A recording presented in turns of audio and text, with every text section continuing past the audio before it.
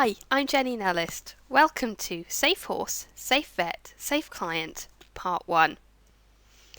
Can you remember when you last got hurt by a horse? Can you remember what you were trying to do? Can you remember exactly what the horse did and what happened immediately after the horse did whatever it was that they did? This is really important to be aware of when we're working with horses who are scared, with horses who are dangerous.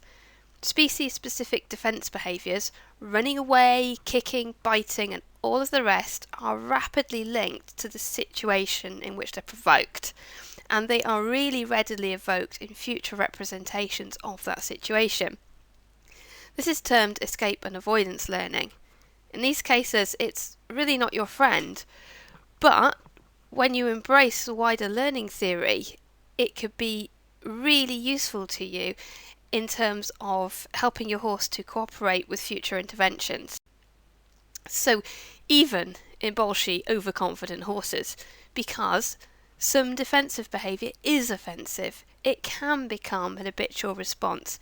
Ears back, flattened you to the wall, it's still an escape and avoidance behaviour because it works to get to the horse to a place of safety. So the good news is, of course, it is also still malleable to training. We can teach the horse new behavioural responses. Here's how escape and avoidance behaviour works.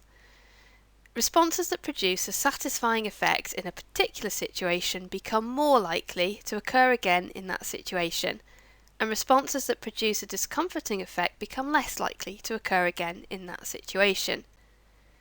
So here's the highlights for escape and avoidance conditioning. Fear and pain drive defensive behaviour. The defensive behaviour that provide effective escape and avoidance of that fear and pain return the horse to safety, and so they're likely to be repeated. Here comes the needle. Here comes the flight. Success. Safety. Warning signals are an integral part of this. The build-up of stimuli that predict to the horse that fear and pain are coming next become classically conditioned warning signals that prompt defensive behaviour and a return to safety. So, on go the warning signals. The vet arrives, the owner becomes tense, the horse is approached, the horse is touched. The next thing that happens is the horse is injected or there's some other novel or painful procedure.